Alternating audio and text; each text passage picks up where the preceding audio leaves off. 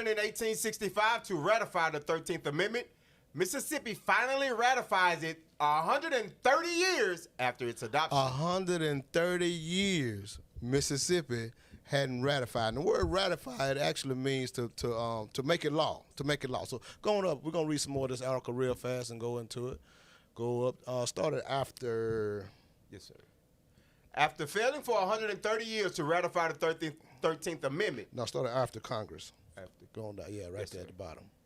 After Congress passed the amendment on January 31st, 1865. So in 1865, Congress they passed it. They amended it. They amended it. Read.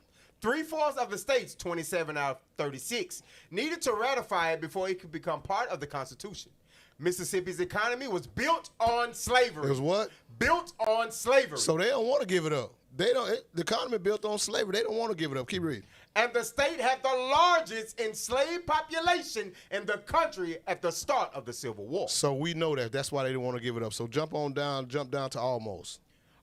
Scroll for me.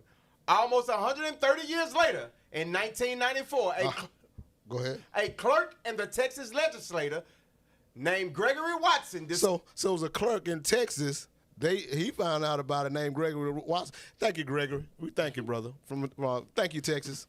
Go ahead. Discovered that Mississippi still had not ratified the 13th Amendment. Uh-huh. He notified each of the black members of the Mississippi legislature and sent them a draft of a resolution that Mississippi could adopt in order to rectify the situation. Read.